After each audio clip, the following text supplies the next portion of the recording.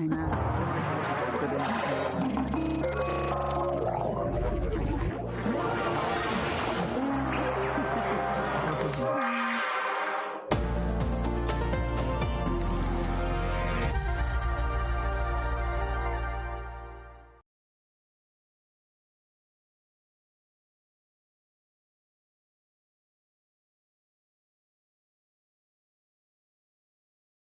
welcome everyone.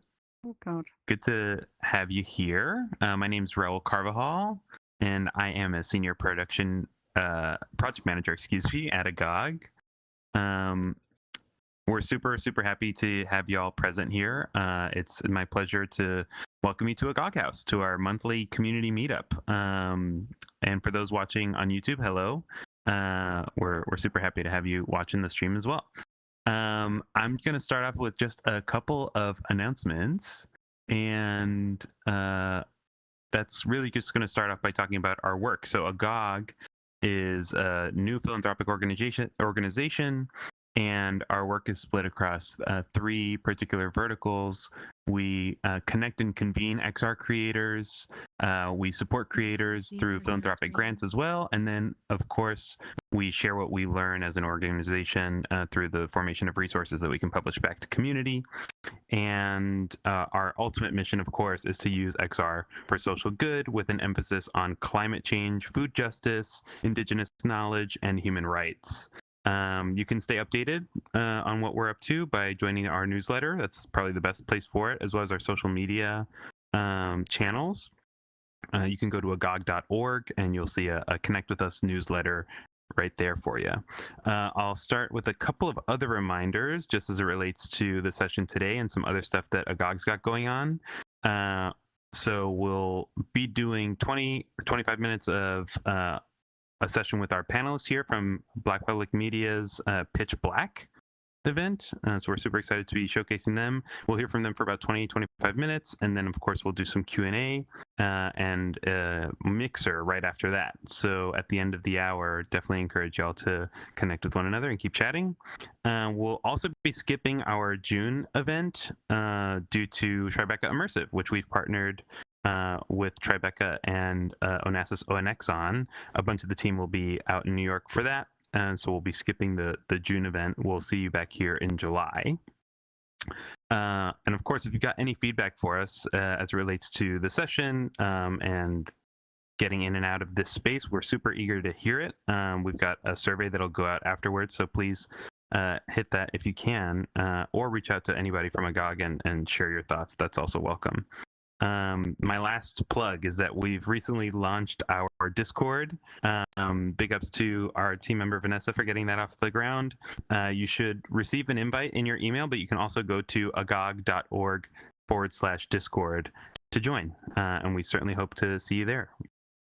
My last reminder here, actually I said last before, but this is the actual last one. We partnered with Immersive. And I'm going to encourage and remind everybody who's interested to actually apply to the Impact residency that we've launched, XR for Impact by Immersive, and you can learn more about that at the Agog website as well. Okay, now on to the main show. I'd love to welcome our speakers. We've got Lisa Osbourne, the head of Black Public Media's Emerging Media Programs. Aya is the creator of Rhythmic Wave II, and Dominick Rabrun, the creator of Vèvè-Punk Mind Singer. Before they come on stage, we're going to play a quick video, and that's going to show off PitchBLACK. So please, let's play that, and then we can have our speakers come on stage.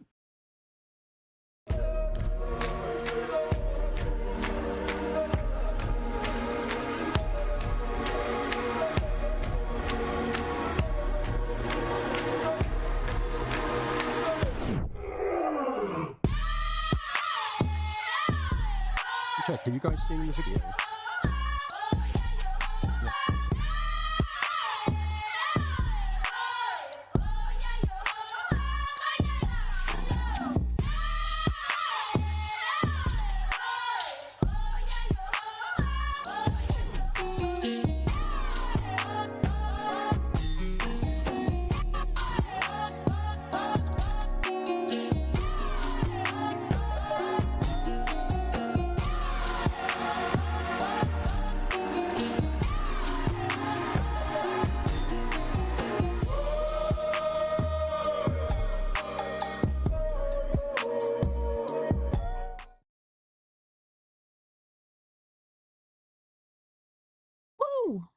That's such a good sizzle.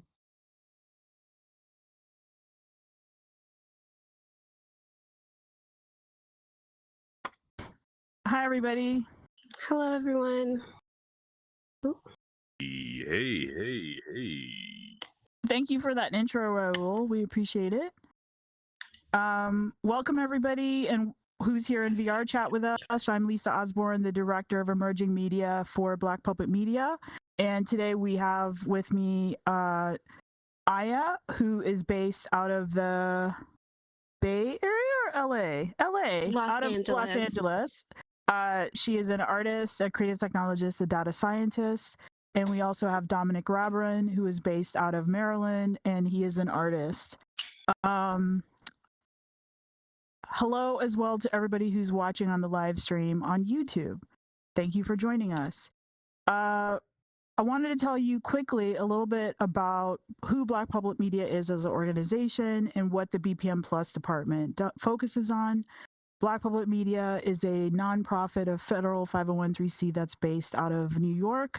We have an office in Harlem.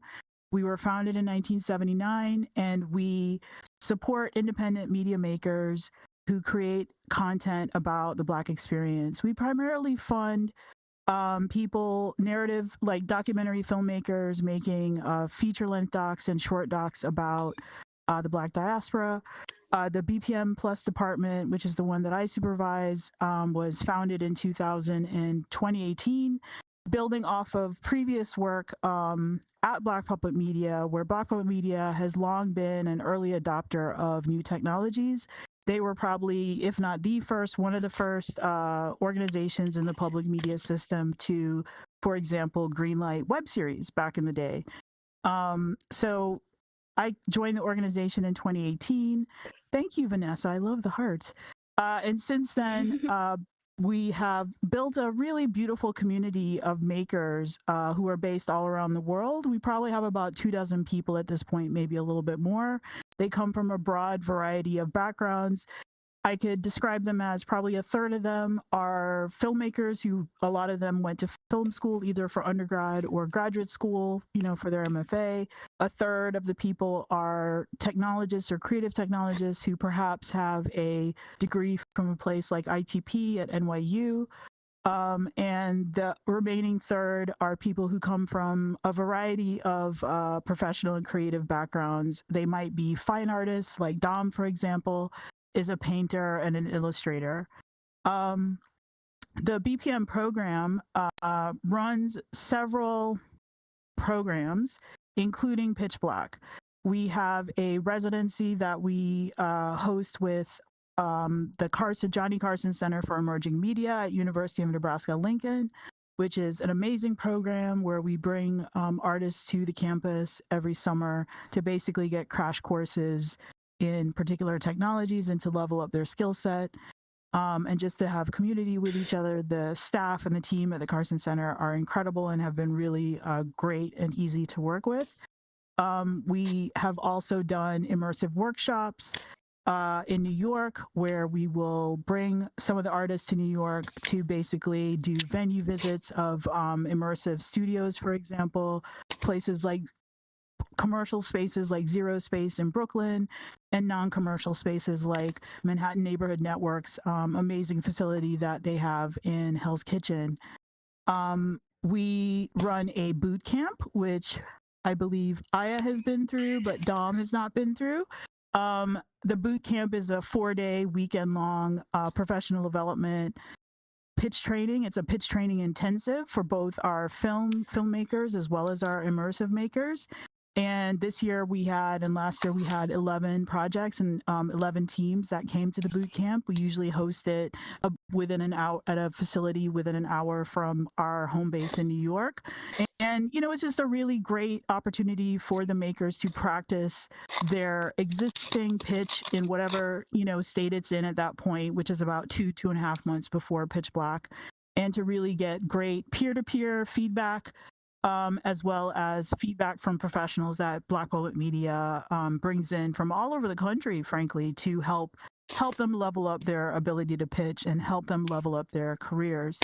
PitchBLACK itself is a probably the premier competition that has 2 tracks that focuses on Black content specifically.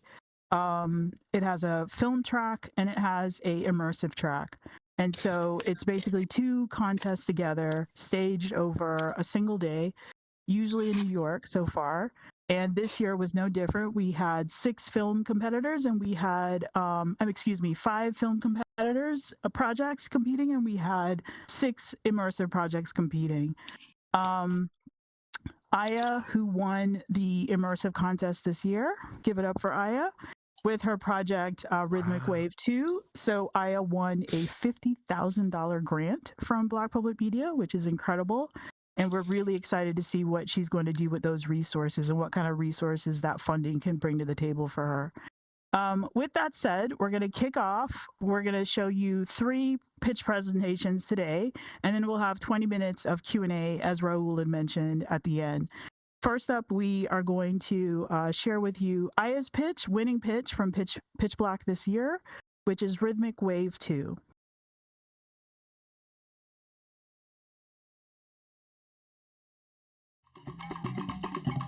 Hey there, I'm Aya, a Nigerian-American new media artist. When I was 6, my mom passed away, and learning traditional dance from my aunts became my lifeline to her. What gets lost when we lose someone? The traditions that made us feel connected. Now in my 30s, that question drives this work. How do we keep our traditions from fading away? I explore that question in Galactic Rio, a story I co-wrote with AI, set in Nigeria 5054, where solar towers breathe like trees, sky bridges glow, and palm fronds sway beside the glass wall that shift with the sun. In this world, we meet Idara, an artist who creates AI dancers to archive and remix her people's movements. But when she's invited to perform on planet Etheria, Nigerian leaders fear tradition will become spectacle. Her dad warns, "Don't let our legacy be lost in the quantum void." To Idara, technology isn't the enemy, it's how legacy survives. Even as her dad urges her to stay, she leaves, determined to prove that tradition won't be lost, but preserved and reimagined. In Aya's Rhythmic Wave 1, I step into Idara's role, performing with one AI dancer, to explore that story through movement. But tradition isn't meant to stand still, it grows through community. This is why I'm creating Rhythmic Wave 2, a 3-channel immersive installation where audiences step into Nigeria 5054, experiencing dance as both archive and performance. Built in Unreal Engine, the show runs for 15 to 20 minutes and can be experienced 2 ways. As a 3-channel installation where AI dancers generate new choreography.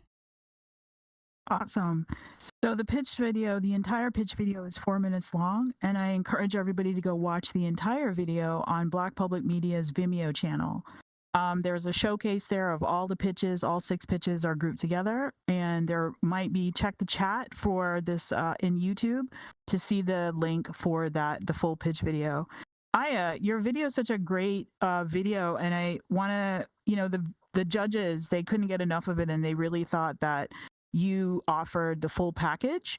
In terms of, you explained why you were making the piece, who you're making the piece for, how you're making the piece, the fact that it had 2 different formats. I think I want to know, could you share with us what you were trying to accomplish with the project in the next 6 months, like between now and the end of the rest of the year?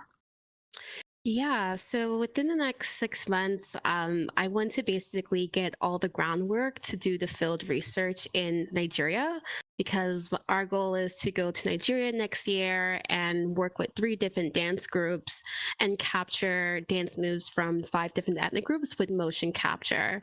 So really just booking the flights, confirming the places in Nigeria, and confirming the relationships, because we plan to also work with the Ministry of Culture and Tourism in each state, because we plan to build out a dance dictionary around the dances.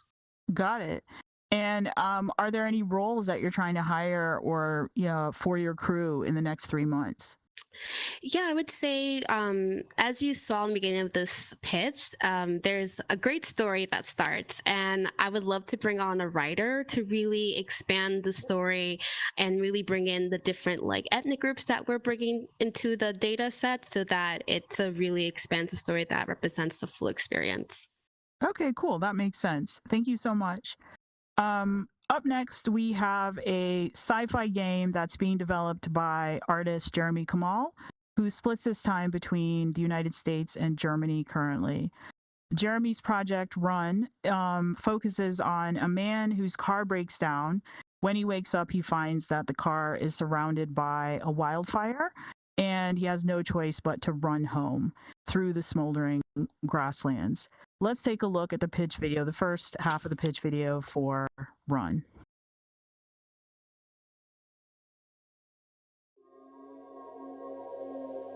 When was the last time you were lost? For me, it was after recently leaving a stable teaching career to pursue my art full-time. After getting used to a regular check, a predictable routine, and a comfortable lifestyle, I felt stagnated by the pressure and uncertainty that came with charting my own path. This experience inspired my project, Run, a 1-hour third-person sci-fi adventure game where players must move first in order to see where to go. The game follows a complacent loner who is tethered to his life of comfort until a wildfire swallows the world he understood, leaving him lost in a fuming grassland with a pair of strange shoes that reveal the path forward, but only when he moves. In a landscape where wildfires double as barbecue pits and drones deliver perfectly charred meals directly to you, Runnifer, aka Run, enjoys a life of convenience. But during a routine stop at his favorite eating spot, he stubbornly ignores a smoke hazard warning before drifting into a food coma and awakening in a fuming grassland. His self-driving car unresponsive, he grabs a mysterious box from the back seat.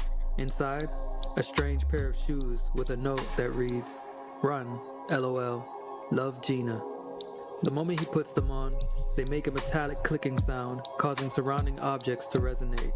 Upon walking, he discovers something even more remarkable. The faster he moves, the better he can sense his surroundings through sound. Play as Run, a recluse who values one thing above all, peace of mind. He lives in a false sense of harmony, avoiding life's discomforts through his routine. But when his peaceful world is swallowed in a smoke cloud too big to avoid, he must face the fact that the only way out is through. The player's goal is to help Run find his way.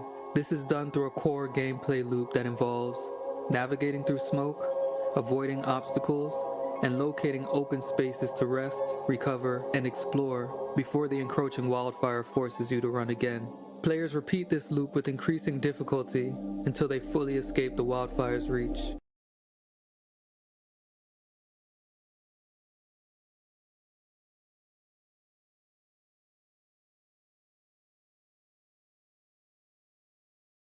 You might be muted.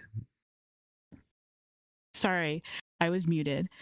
That was the first half of the pitch for the 4-minute pitch for Run, which is a sci-fi adventure game by Jeremy Kamal. I encourage you to go to Black Public Media's account on Vimeo to watch the entire pitch video and to also watch the entire pitch video for Aya's project, Rhythmic Wave II. Up next, I would love to have Dominick Rabrun, who pitched his project at PitchBLACK Immersive 2023 when it was still called Kiesuyi. His project is a historical adventure game, and we're going to have Dom come up and take us through his current pitch video. Hey everyone. Thanks for being with me here in virtual space. It's nice to see everybody. Vèvè-Punk Mind Singer is a single-player game that'll be created via Unity and available for purchase on Steam. Next slide, please. This game is going to take place in 18th century Saint-Domingue, which is now Haiti. You'll be playing as Fabienne, who is a telepathic singer from a secret maroon village, also of telepaths. Next slide.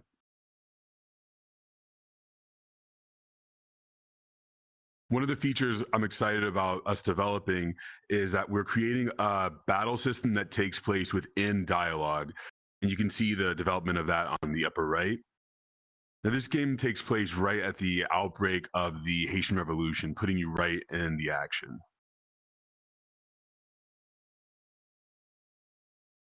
Next slide, please. Thank you. Here we can see Fabienne, the hero. PitchBLACK is your wisecracking sidekick, who you also knew when you were a child. You haven't seen him in a couple of years. And this is the villain, Major Montrevel, who is a telepathic super soldier sent by Napoleon to subjugate the island. And you are the one thing standing in between him and what he wants to accomplish. Vèvè-Punk is a new visual style that I created. It blends Haitian influences with speculative art.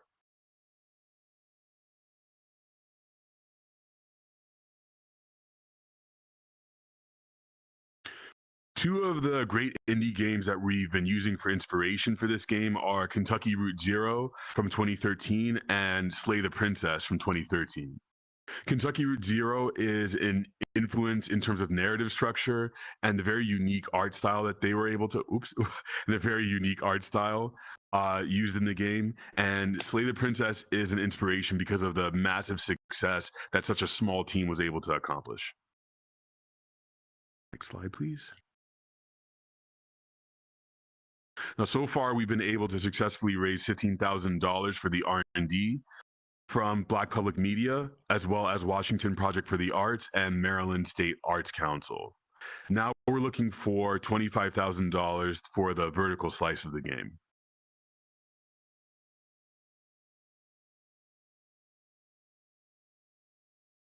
Here's a breakdown of the budget for the vertical slice and how it will be used, and also the personnel.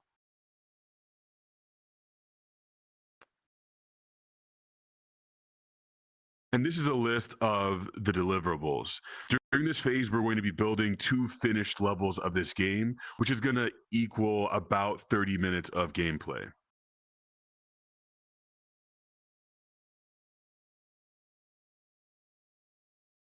The estimated budget for the whole game's completion is $245,000.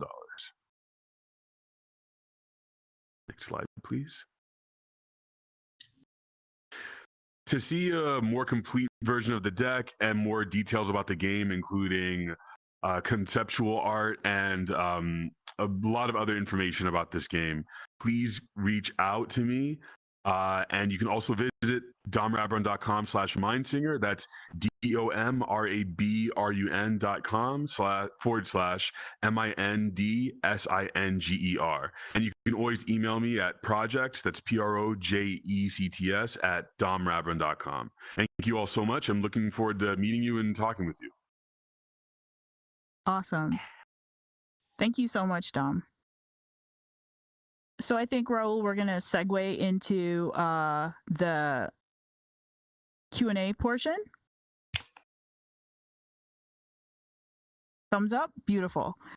All right. Does anybody have any questions? And is there a way to get questions from the chat on YouTube and for somebody from Agog to voice those questions? Or is that... I'll be your connection there. Lovely. All right. Does anybody in the audience in VRChat have any questions? I have a question. Hi, Mary. What's your question? Well, firstly, congratulations to everybody. This is brilliant. I'm super excited to see this, and I was really excited to see Aya because I've known Aya for a few years now, and huge congrats to you, Aya. But I just would love to hear a little bit about how you found that kind of transition in terms of the storytelling, because I know that you've been in the sort of AI space for a little while, but when it came to the storytelling, that was always something that we kind of had spoken about. So I'd love to hear from you. I think a lot of people could learn from that, about your experience of creating the narrative for this. Yeah, for sure. And yeah, Mary and I, we've workshopped Rhythmic Wave before it even made its way to UCLA. I would say as I was preparing for the Rhythmic Wave I, the feedback I got from a curator was literally that, like, what's the story? Like, I was geeking all out about like the tech and this like new way of audience participation, but there wasn't a strong story. So I took some time to honestly just like write out the story. But then I would say the pitch bootcamp through Black Public Media really helped me to like crystallize how to communicate the story in the experience. We had a lot of different like sessions where we pitched the experience, and I just got like pretty live feedback of not fully understanding it, understanding how I'm a part of the story, things like that. And then we also had something which I hope more people do, is we had like a creative therapist, and like each of the makers had like a session with her. And I think that really like leveled up my pitch, because that's really when I brought in my mother's story into the pitch, and I never fully saw that connection. But then as I was workshopping with the coach, realizing like, you know, why does this matter? Why does this matter to me? You know, where is this clear connection? And like through honestly like PitchBLACK and the fellowship, just really understanding like the story and me, and how people will connect with that. And really, and you know, the question is also like, well, why should other people care about that? And so just all those questions really pushed me to think of like the universal experience here as well. Excellent question. Thank you. And excellent answer. I love that you referenced the boot camp, because a lot of the other artists also had breakthroughs, creative breakthroughs and pitch breakthroughs during the boot camp or immediately afterward. Does anybody else in the audience in VRChat have a question? W2? Yes, hi, and congratulations. These look fantastic. I can't wait to check out the pitches. But just for clarification, are both Run and Vèvè-Punk games? They are, yeah. They're both experimental. Vèvè-Punk Mindsinger is a click and point game for PC, and it's going to be distributed on, I think, built in Unity and distributed on Steam. And Run is also going to be a PC game first, and it's also experimental. And I think he's building it in Unreal. Great. And my follow-up question for Jeremy was, what was your inspiration? I mean, we live in LA. I mean, so just thinking about being surrounded by those fires is not. You know, Jeremy is in Germany, so it's like midnight or 12:30 at night there right now. So if I remember, and Aya could jump in based on what he said during boot camp, but I think his inspiration was just seriously wanting to make a career change, to commit to being an artist full time, and how, because he's trained as a landscape architect, and he also teaches, and so trying to walk away from, you know, that regular paycheck and, you know, a sort of assured stability, to making the leap to being a full-time artist and betting on yourself for at least a year to try to, you know, build something from scratch. I think he has said in multiple sessions that that was kind of a scary transition that took him a while to come up with it. And yes, I don't doubt that living on the West Coast is where the fire inspiration came in, as that being the villain in the story, which I love. But and my last one, sorry, and then I'll give up the talking stick. But I mean, no worries. I really am intrigued by Dominick's as well. What was your inspiration for your game? And I love your Haitian inspired art, by the way. Thank you. Yeah, it's there. I have a big answer to that. I've been developing this with BPM for a long time. I mean, when I met Lisa, it was so different. My inspiration, in short, is that I'd like to enter myself sort of into the canon of Haitian art and writers and so many creators who have inspired me. There really is no singular Haitian game created by someone of Haitian descent. The only one I can think of that's remotely close is it was an expansion on Assassin's Creed, and it was made by white Canadians from Ubisoft. And it's cool that game exists, but it's super violent, very traditional in terms of like how it presents presents the revolution. I mean, it's like you're stabbing people, slicing their throats and all that stuff. And I really wanted to make something that only I could make and is unique to my experience and my POV, and I wanted to create something historical that was also very much a nod to Octavia Butler and Edward Zanticott. Like I love telepaths in any form, so it was kind of a no-brainer for me to try and create something with telepaths historically. So yeah, I'm really excited about this project. Thank you for your question. We had a question from the YouTube stream about Vèvè-Punk as well. Someone's wondering, since you mentioned Steam, whether or not they're able to wishlist right now, or if that's coming soon. Right, we're not there yet. Yes, it will. I would definitely let you know. Please visit that link. I will update you on there, and I also have a newsletter. I will definitely let you all know when it's available. We're in the R&D phase though right now. And then we've got not a question, but a separate comment. They're welcoming everybody to Africa. This is the Africa VR campus and center based in rural Kenya. So there's an open invite for anybody interested to awesome. join That there. is Thanks so for the cool. That's super cool. Any other questions from the YouTube chat? No. I actually have a question about Vèvè-Punk as well, which was back to the inspiration from the other games, the two that you had listed. Yes. Kentucky Route Zero is like a big personal fave, and I appreciate narratively how that's influenced.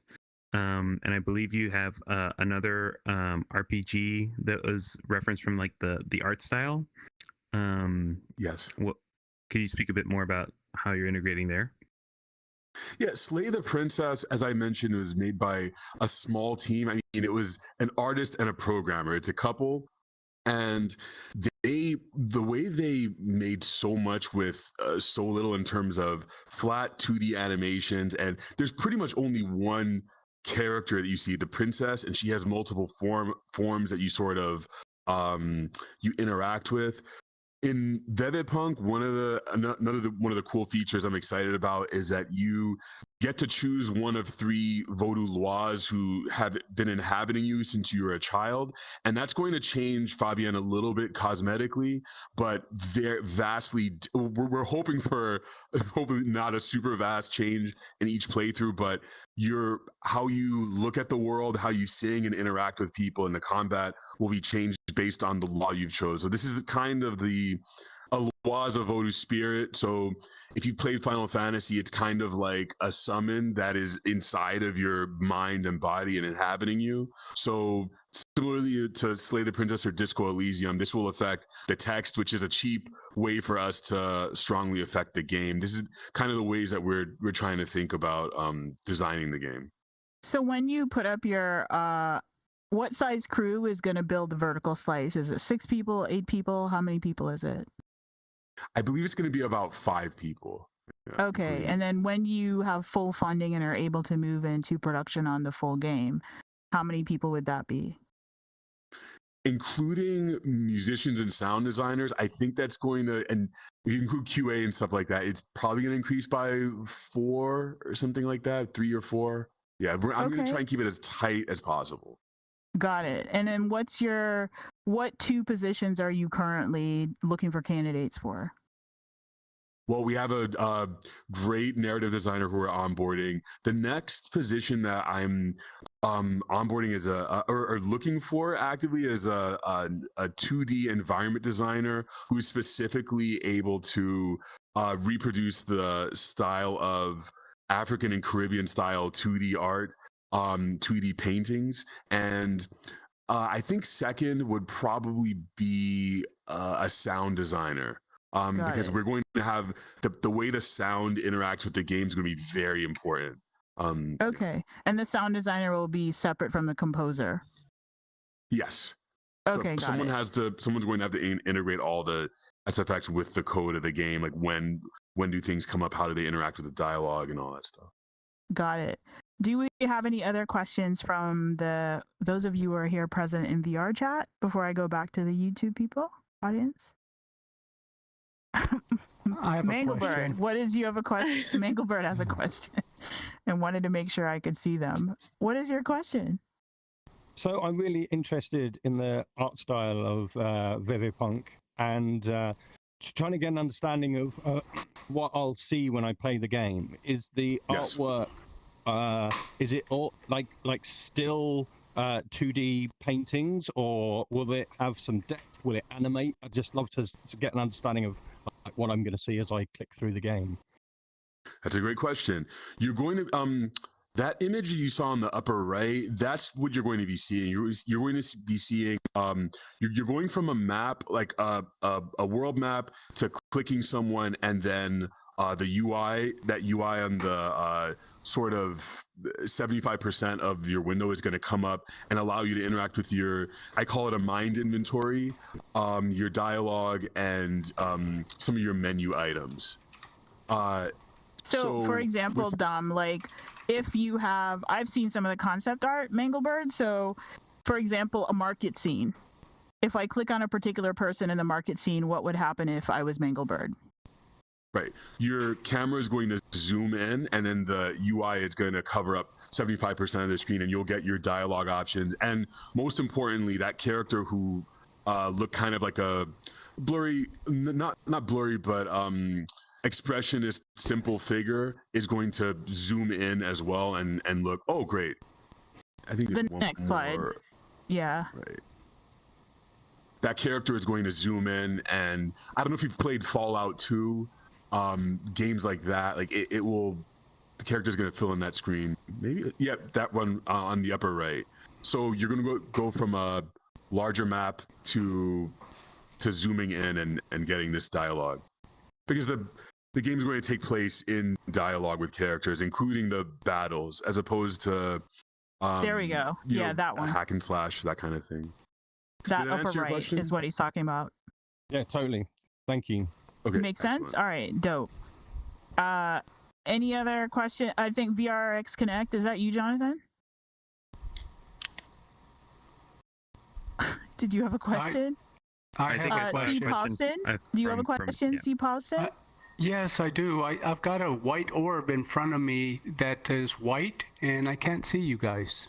Oh, that's a shame. We're gorgeous. Can you see me, like, or is it just because I have the white orb for Aya, but oh really? It's directly in front of me, and I can't see. I can't see the full stage. It's very strange. I've never seen this before. Oh, it's Michael, okay. Do you have a question? Well, I would just like to be able to see the show. Oh, okay. Unfortunately, I can't. That's not. I know, Michael. It's a bug or Manglebird. It's a bug we've not heard of before, so I think we'll have to take it offline and come back to it. All right. Yeah. Thank you. Thank you for welcome. the show. Thanks. Oh, you're welcome. The show you couldn't see. No problem. It was fantastic. Trust me on that. VRX Connect, are you holding up your hand? I can't tell. Raul, do you have any questions from YouTube or comments? I think we're clear. We just are seeing some other congratulations for the projects here and asking folks to keep up the good work. Thank you, Terry, for that. Are there any links in the chat? Are there any links in the chat? I'm not seeing them at the moment. Got it. Okay, well, I just want to encourage everybody to go to blackpoetmedia.org, go to under events to PitchBLACK, and when you go to the PitchBLACK section, you can go to click on PitchBLACK Immersive. You'll see all 6 projects and people who competed this year in the competition. You will also see a QR code for each project where you can donate directly to the project of your choice if you want to support that person and help them get to the next stage of their production. In addition, if you go to the Black Public Media account on Vimeo, you will find a showcase that has all 6 pitch videos there ready for you to watch them. They're really fantastic. People kept telling me this year how this year's bunch just felt like there wasn't a weak pitch out of the 6, basically. Like, it was an incredibly strong cohort. So I encourage you to, watch them while you eat lunch tomorrow. I think that'd be great. Do we want to transition to the mixer? Okay, cool. Because it felt like it was about that 20. Ask just one? Sorry, can I ask? Oh, one go more ahead, question? Vanessa. Just a question, Lisa. Like, have you noticed since you introduced? Well, sorry. First, two questions. Okay, two questions. What year did you introduce the immersive component of PitchBLACK? We introduced immersive pitches in 2021, but we did not have any money yet to give away. So we called it PitchBLACK Immersive Showcase. Okay. We had 6 people do presentations and pitch videos, which were all fantastic. They're also all of each year's pitch videos are on the Vimeo site. So anybody who's bored and wants to go watch the pitch videos, they're all pretty killer. And then what's your second question? Part 2 is just over the years, if you've really seen like a drastic trend and increase in the number of creators who are interested in submitting in the immersive section, and if that's like growing, and also what you're hearing from the community as to like what their biggest needs are as they transition into that. Got it. Okay, so it's like 3 questions. Sorry. To wrap up the first question, we had the showcase in 2021 during COVID when we staged PitchBLACK as an entirely online event. And then in 2022, we actually had raised some funding. So we were able to give away a $50K first prize and a $25K second prize. And that's pretty much what we've continued to give away each subsequent year. And those are not cash prizes. Those are grants, which are tied to the makers have to, give us schedules, budgets, a project plan, essentially, and then we customize a contract to each person's project plan. Regarding your question about whether or not the applications to join the BPM Plus community have gone up over since 2018, they haven't actually. I'd say they've been pretty steady. What's interesting and what has changed is the quality of the applications. We don't get so many now of the what I'll call wild swings, where people are just going for it. They have no idea what they're talking about, but they see that there's a contest and they're just gonna apply no matter what. I call those people the looky-loo people. We don't get so many of those anymore. For example, this year, what was really noteworthy, there were 2 really noteworthy things about the field in immersive. Number 1 is that we only had 1 first-time creative technologist. Usually it's like half and half, but we had 5 people this year who've already made at least 1 project, and most of them, frankly, have made 2, 3, 4 projects by this point. They're very experienced creative technologists. I think we only had 1 person who had 2 people who had a film degree, which again was unusual because usually 3 to 4 people have film degrees, and this year they were in the minority. The second noteworthy thing for this year's field was 5 narrative projects pitching, which was incredible because usually it's like either half docs and nonfiction or probably 80% nonfiction, and then maybe 2 narrative projects or 0 narrative projects. This year, almost the entire field were narrative projects. So that was also a marked change compared to what we've seen in previous years. Does that answer all your questions, Vanessa? Absolutely, and super interesting to hear. Thank you. Okay, no problem. Any last things before we adjourn and drink virtual invisible cocktails? Are we good? We're good. I'm getting the thumbs up sign. Thank you, everybody who has been watching either in VRChat or on YouTube. We really appreciate you showing up today. Please visit Black Public Media on Vimeo and blackpublicmedia.org to check out the PitchBLACK Immersive section. Thank you so much for joining us today. Woo! Thank you. Thank you. Great questions too, yo. Awesome. Yeah. Jonathan.